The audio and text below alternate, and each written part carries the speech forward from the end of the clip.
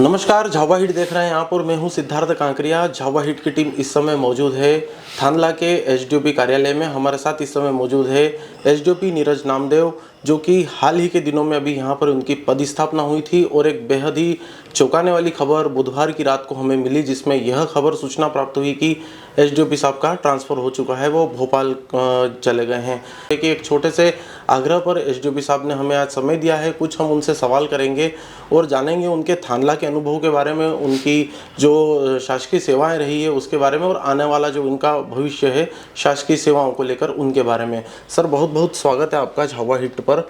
Sir, सबसे पहले तो आपका धन्यवाद, छोटे से इस आग्रह को आपने स्वीकारा और बहुत ही सहज भाव से हमें अपने आज कार्यालय में बुलाया।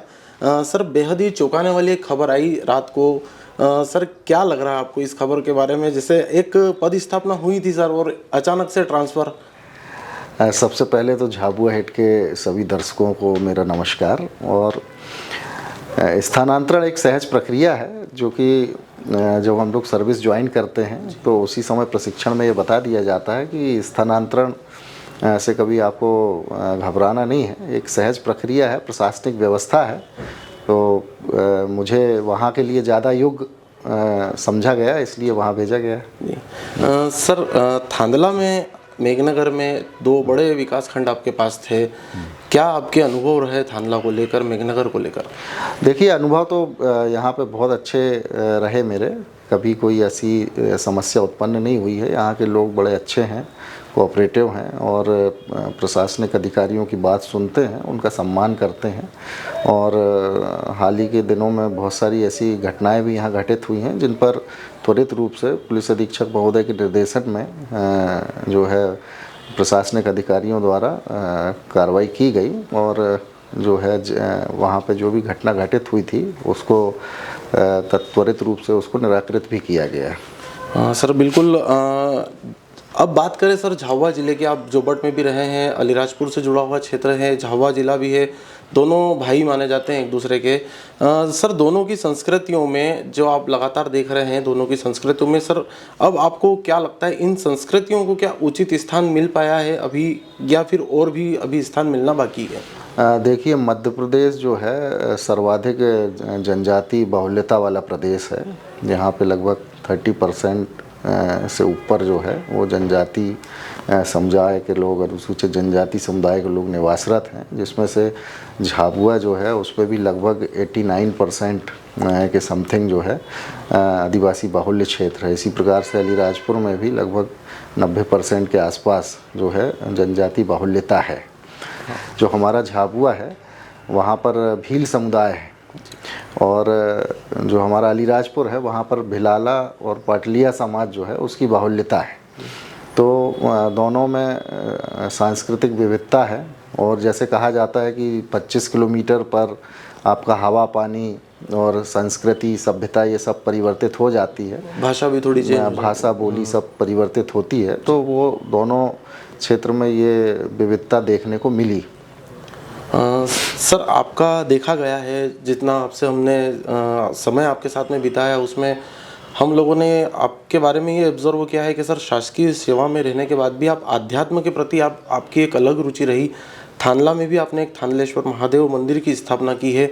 सर, ये मंदिर की स्थापना करने के पीछे के भाव और जो अध्यात्म रहता है सर, जो प्रशासनिक सेवाएं रहती है उसके पैरेलल अध्यात्म चलना बड़ा कठिन रहता है। कैसे समय निकालते हैं सर, और कैसे अध्यात्म के प्रति इतनी रुचि है आपकी? देखिए, जैसे कि एक प्रशासनिक अधिकारी है कोई भी व्यक्ति, तो उसके पीछे जो होता है वो प्रशासनिक अधिकारी नहीं होता है। तो हमारा भी एक सामान्य जीवन है। जो सारे कार्य आप करते हो, जिस तरीके से आप पूजा पाठ करते हो, वैसे ही हम लोग अधिकारी लोग भी पूजा पाठ करते हैं, अध्यात्म में विश्वास करते हैं। और एक जो आंतरिक शांति मिलती है और जो आंतरिक ऊर्जा मिलती है वो आपको योग, ध्यान, प्राणायाम के माध्यम से ही मिलती है। तो महादेव में मेरी बचपन से ही रुचि रही है जी। और मेरी जो चेतना के केंद्र बिंदु में भी महादेव हमेशा विराजमान रहे हैं। तो वहीं से मुझे जो भी मिला है तो सब उन्हीं के कारण मिला है। मैं नर्मदा किनारे का रहने वाला हूँ, और ऐसा कहा जाता है कि नर्मदा के जो भी कंकड़ हैं, प्रत्येक कंकड़ में शंकर विराजमान है। तो वो जो है आदि हैं वही अनंत है। तो सारा जो चेतना का केंद्र है वो महादेव ही हैं। इसलिए मैं जहाँ भी मेरी पदस्थापना हुई है, मैंने प्रत्येक जगह जो है वो शिवलिंग की स्थापना की है और वहीं से मुझे अच्छे कार्य करने की प्रेरणा भी मिलती है। सर, आपके बारे में बताया जाता है कि काफ़ी आपने नौकरियां छोड़ी है जी। और आज आप इस स्टेज पे पहुंचे हैं। लोग इस स्टेज पे पहुंचने में कई जन्म लगा देते हैं। आप लगातार नौकरियां भी करते जा रहे थे, नौकरियां भी छोड़ते जा रहे थे। ये माना जाए सर कि आपको कुछ उचित स्थान, जो आपकी भावना जो अंदर की है, उस हिसाब से आपको एक जो उचित स्थान चाहिए था, उचित नौकरी चाहिए थी, वह नहीं मिल पाई, इस वजह से आपने छोड़ी। और अभी जो स्थान पे आप हैं उसके बारे में आप क्या देखते हैं? देखिए, मैं बचपन से ही पुलिस अधिकारी बनना चाहता था और जो मेरा लक्ष्य था वो पुलिस अधिकारी बनना था और मैं वो बन चुका हूँ। और सबसे पहले मेरा जो कैरियर है, मैंने ईटीवी न्यूज़ से प्रारंभ किया था 2006 में। तो 2006 से 2010 तक मैं मीडिया में रहा और वहीं से मैंने अपनी शासकीय नौकरी की तैयारी चालू कर दी थी। और जब मैं सबसे पहले पटवारी की नौकरी की तैयारी के लिए गया था कोचिंग करने, तो वहाँ पे जब मेरे जो अध्यापक थे विनय सर, तो उन्होंने देखा कि नहीं, तुम में प्रतिभा है, तो तुम एक बार पीएससी की कोचिंग में बैठ करके देखो। तो उन्होंने मुझे बैठा दिया। मैंने कहा भी साहब कि मेरे पास पीएससी की कोचिंग करने के लिए इतने पैसे नहीं हैं। नहीं, बोले तुम बैठो, केवल अभी उसको देखो कि क्या चीज़ होती है, किस तरीके से सिलेबस होता है, कैसे पढ़ाई की जाती है। तो मैंने जब वहाँ पे बैठा और मुझे लगा कि नहीं, मैं ये कर सकता हूँ, तो फिर वहाँ से मेरी एक नई यात्रा का प्रारंभ हुआ और मेरी सरकारी नौकरियाँ लगती गई। मेरी 17 सरकारी नौकरियाँ लगी हैं। जी हाँ, बिल्कुल। और इसके पहले भी मैं 3 सरकारी नौकरी में रह चुका हूँ और उनको छोड़ करके जब 2012 में मेरा पीएससी में एज ए डीएसपी सिलेक्शन हुआ, तो फिर मैंने अपनी जो वो शिक्षा है, या कहना चाहिए जो सरकारी नौकरियों की तैयारी, वो मैंने बंद करके इसको ज्वाइन किया और यही अंतिम पड़ाव था। जी सर, जब ईटीवी की बात निकली है, मीडिया लाइन की बात निकली है, हम भी मीडिया लाइन से हैं। हमने पहली बार जब सुना हमारे मित्रों के माध्यम से कि जब आपकी पदस्थापना थानला हो रही थी कि एसडीओपी साहब थानला आ रहे हैं और वो मीडिया से जुड़े हुए हैं, तो हमें बड़ी रुचि हुई आपके बारे में कि कोई व्यक्ति है जो मीडिया लाइन को समझता है। तो हमें भी ऐसा लगता था कि हमें रिस्पॉन्स मिलेगा और पूरा रिस्पॉन्स भी मिला आपके पास जब भी आया हम आए। पर अब सर ये जानना चाहते हैं, चूँकि मीडिया लाइन से जुड़े हुए हैं, तो ईटीवी में आपका क्या काम था? आपने किस तरीके से वहाँ पर क्या क्या, किन पदों पर काम किया? देखिए, ईटीवी में मैंने जो नौकरी ज्वाइन करी थी वो मैंने असिस्टेंट वीडियो एडिटर के रूप में ज्वाइन करी थी जी। और उस समय जबलपुर ब्यूरो ऑफिस था और लगभग वहाँ पर 16 ज़िले हमारे अंडर में आते थे। तो जितनी भी रिपोर्ट आती थी वहाँ से, उन सब को तैयार करना, उनको एडिट करना, उनकी स्क्रिप्ट में सुधार करना, तो ये सब डेस्क के काम हमारे होते थे। तो वहाँ से जो है लेखन शैली भी मजबूत हुई और उसका फ़ायदा जो है वो हमको पीएससी की परीक्षाओं में हुआ। सर, उस समय तो एडिटिंग के लिए, आज तो काफ़ी ऐप्स हैं, एडिटिंग हम लोग भी करते हैं, हमारे भाई करते हैं। तो उस समय जब ऐप्स नहीं थे, ज़्यादा एप्लीकेशन नहीं थी, उस समय आपको बड़ा टफ लगता हुआ एडिटिंग का काम? निश्चित तौर पे उस समय गिने चुने ऐप होते थे और मुझे याद है कि एक मैन एक्टर करके एक सॉफ्टवेयर था जो एडिटिंग के लिए यूज होता था। वो पेड सॉफ्टवेयर था जो कि कंपनी ने उसको परचेस किया था। और जो स्क्रिप्ट राइटिंग भी होती थी वो भी पेड सॉफ्टवेयर पे ही होती थी। आज तो बहुत सारी सुविधाएं हैं, आप एआई के माध्यम से एडिटिंग कर सकते हैं, न्यूज़ बना सकते हैं, गूगल वॉइस टाइपिंग के माध्यम से आप टाइपिंग कर सकते हैं। तो उस समय ऐसे कोई संसाधन मौजूद नहीं थे और काफ़ी मेहनत का काम होता था। हाँ। तो निसंदेह आज जो भी हमको टूल्स मिले हैं ऐसे, तो उससे काफ़ी चीज़ें आसान हो गई हैं। सर, एक वापस से पुलिस की दुनिया में आ जाते हैं, मीडिया लाइन से छोड़ के। सर, पुलिस में अभी भी जनता जो है वो कम भरोसा करती है, ऐसा माना जाता है।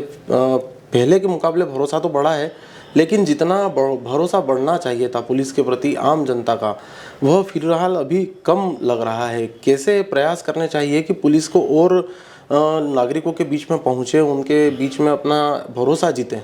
क्या प्रयास करना चाहिए? देखिए, पुलिस की जो जॉब है जब भी कोई व्यक्ति थाने आता है तो एक पक्षी उसमें कुछ भी नहीं होता है जी। हमेशा दो पक्षों का होता है, चाहे झगड़ा हो, विवाद हो, कोई भी चीज़ है वो एक पक्षी नहीं होती। तो हमेशा दूसरे पक्ष को लगता है कि मैं सही हूँ, पहले पक्ष को लगता है मैं सही हूँ। तो दोनों पक्ष जब थाने पे आते हैं तो एफआईआर होती है, तो जो पक्ष एफआईआर लिखाता है और जो पक्ष इसमें आरोपी बनता है, तो जो आरोपी बनता है जो पक्ष, उसको हमेशा ये लगता है कि पुलिस ने मेरे साथ गलत किया है या मेरी कोई सुनवाई नहीं की। तो ये हमेशा अनिश्चितता बनी रहती है और इसी कारण से लोगों का जो है थोड़ा सा भरोसा कम होता है पुलिस के प्रति, जबकि ऐसा नहीं है।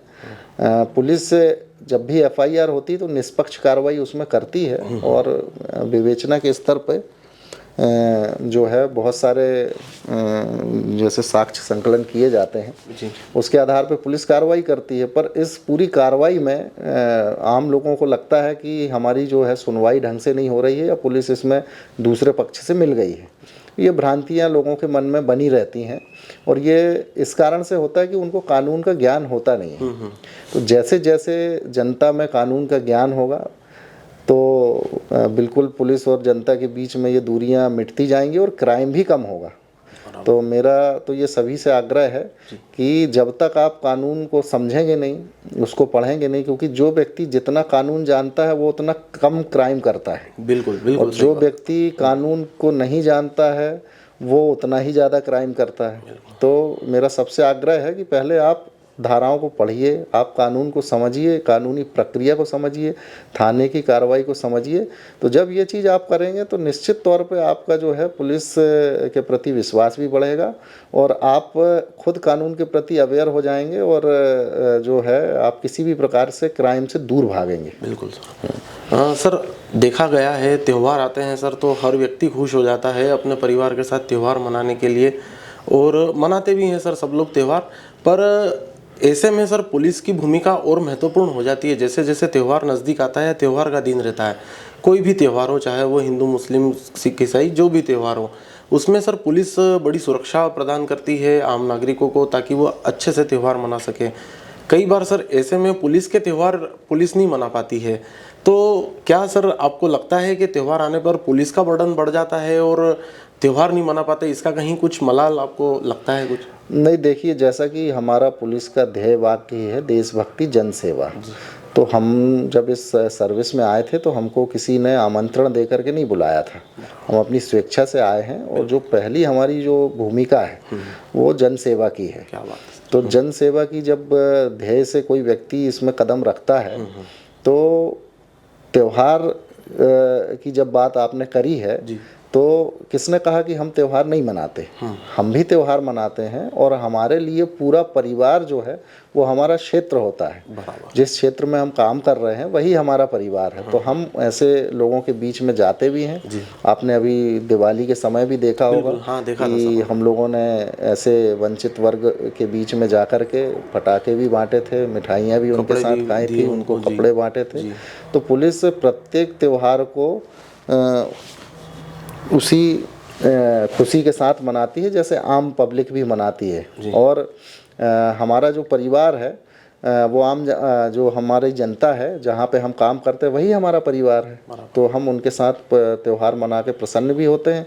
हाँ, कई बार ये लोग सोचते हैं कि अपने स्वयं के परिवार के साथ नहीं मना पाते हैं। हाँ, वो तो उसमें मेरा ये कहना है कि बिल्कुल इसमें जो है वो परिवार को मलाल रहता है कि ये हमारे जो है पति हैं या हमारे भाई हैं या हमारे बेटे हैं, ये परिवार के साथ सम्मिलित होकर त्यौहार नहीं मना पाते। तो इसमें कोई बुराई नहीं है, जब भी हमको समय मिलता है तो फिर बाद में मना लेते हैं। तो पहली तो जनता की सुरक्षा है और जनता की सेवा है, पुलिस का पहला ध्येय यही है। तो उसी के अनुरूप हम लोग काम करते हैं। सर अभी कलयुग चल रहा है और कलयुग में शास्त्र और शस्त्र की भूमिका को आप किस प्रकार देखते हैं? देखिए, ये तो शास्त्र और शस्त्र जो है दोनों का समन्वय होना बहुत आवश्यक है ना। और वर्तमान में तो कलम ही शस्त्र है जी, ये मैं मानता हूँ कि अब जो है वो प्रत्यक्ष लड़ाई लड़ने का समय नहीं है ना। आप जितना पढ़ाई करोगे, जितना आप ज्ञानार्जन करोगे, उतना ही आप देश के लिए अच्छा कर सकते हो। तो आज जो शस्त्र है वो कलम के रूप में कन्वर्ट हो गया है। तो अगर आप कलम, जैसे कहते हैं ना कि जो 100 बका और 1 लिखा, हमारे क्षेत्र में भी ये चलता है। तो 1 लिखा बहुत मजबूत होता है ना। तो मतलब आज के समय में जो शस्त्र है वो एक कलम है, आपका ज्ञान है, वही शस्त्र का काम करता है। और रही बात शास्त्रों की, तो शास्त्र जो है हमारे, जो भी हमारी कानून की पुस्तकें हैं, जो संविधान है, जो BNS है, BNSS है, भारतीय साक्ष्य अधिनियम है, ये हमारे शास्त्र हैं। तो इसमें जो भी व्यक्ति जितना पारंगत होगा उतने ही अच्छी तरीके से वो न्याय दे सकता है और जनता के बीच में जाकर के सेवा कर सकता है और अपराधियों को जो है उनकी दुष्टता का दंड भी दे सकता है और न्यायालय से उनको सजा करा सकता है। सही है। तो सर एक और सवाल है हमारे मन में। एक SP पद्मविलोचन शुक्ल थे यहाँ पर और उन्होंने 3D मुहिम शुरू की थी। फिलहाल सर 3D मुहिम तो चल रही है, अच्छी चल रही है, पर ऐसी और कौन सी मुहिम यहाँ पर आपकी नज़र में ऐसा लगता है कि आपको यहाँ पर जो संस्कृति है, यहाँ के जो पर्यावरण है, यहाँ के जो लोग हैं, उनको और किन किन चीज़ों की आवश्यकता है, किस प्रकार से मुहिम चला के और उन्हें विकास की मुख्य धारा में जोड़ सके? देखिए, सबसे पहले तो शिक्षा ही है। कोई समाज जितना शिक्षित होगा, जितना स्वावलंबी होगा, उतना ही वो ज़्यादा से ज़्यादा तरक्की करेगा और अपने लोगों को आगे बढ़ाएगा। तो मेरा सभी से एक आह्वान है, मेरी अपील भी है कि आप लोग, यहाँ पे बहुत सारे बच्चे जो है वो प्राथमिक शिक्षा से ही वंचित हो जाते हैं या किसी कारण से वो स्कूल छोड़ देते हैं, या कोई 8वीं तक पढ़ा उसके बाद स्कूल छोड़ दिया और किसी अन्य कार्यों में लग गया। तो सबसे अनुरोध है कि सरकार के द्वारा निःशुल्क शिक्षा की व्यवस्था है, तो कृपया करके सभी बच्चों को स्कूल ज़रूर भेजें और उसके बाद उच्च शिक्षा के लिए भी भेजें।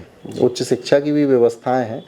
तो शिक्षा सबसे महत्वपूर्ण कारक है कि जब व्यक्ति शिक्षित होगा तो वो अच्छा बुरा सोचने की उसकी समझ विकसित होगी, तो वो अपना अच्छा और बुरा समझ सकता है और उसके अनुरूप वो फिर आगे निर्णय ले सकता है।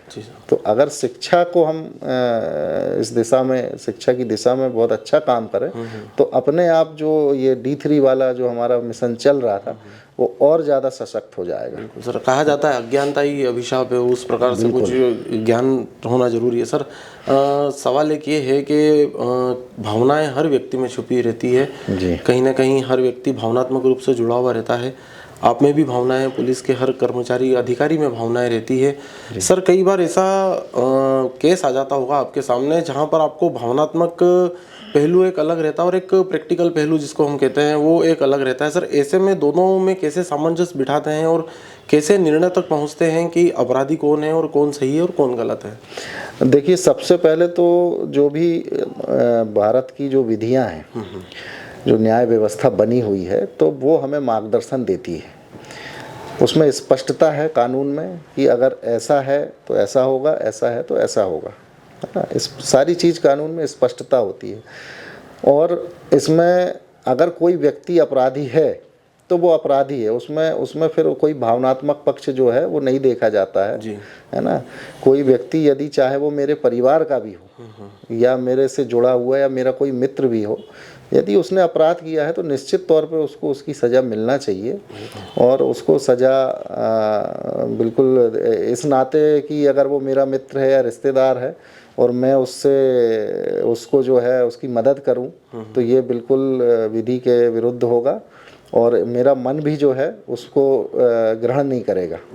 तो भावनात्मकता की जहाँ तक बात है, तो कई बार यहाँ पर लोग जो है कानून के अभाव के कारण, जानकारी के अभाव के कारण कुछ अपराध ऐसे अज्ञानतावश कर जाते हैं। जैसे कि आपको उदाहरण दूंगा, यहाँ पर जैसे बहुत सारे मामलों में लड़का लड़की भाग जाते हैं, तो उसमें जो सबसे पहली बात सामने आती है कि उनको ये पता ही नहीं होता है कि जो कृत्य हम कर रहे हैं वो अपराध की श्रेणी में आता है।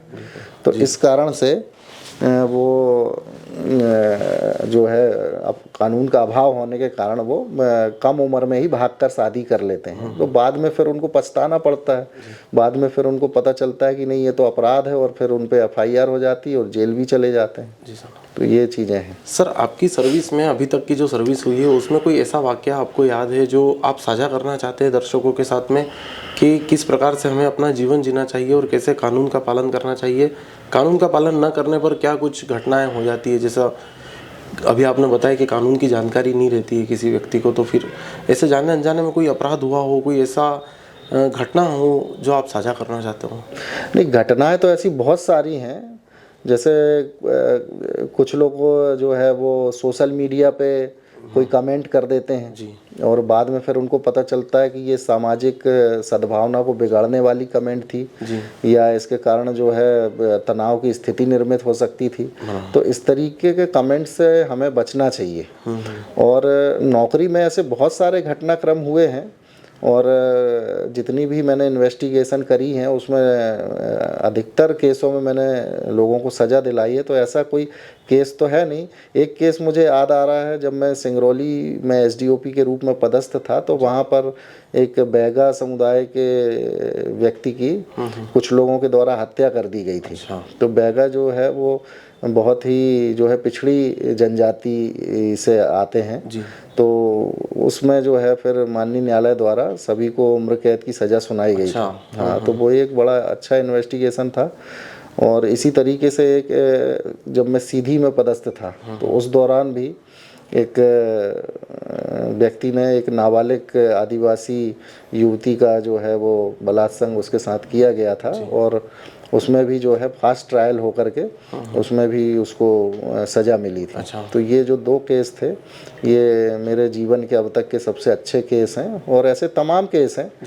तो पुलिस का तो जो काम है कि भाई जो अपराधी है उसको उसकी मंजिल तक पहुंचाया जाए। जी, बिल्कुल सर। सर, एक आखिरी सवाल अब आपसे है कि अध्यात्म में आप भरोसा रखते हैं और जन्म पुनर्जन्म में भी भरोसा रखते होंगे निश्चित ही। तो सर, अगर आपको वापस से मनुष्य जन्म मिलता है तो क्या आप अगले जन्म में SDOP बनना पसंद करेंगे?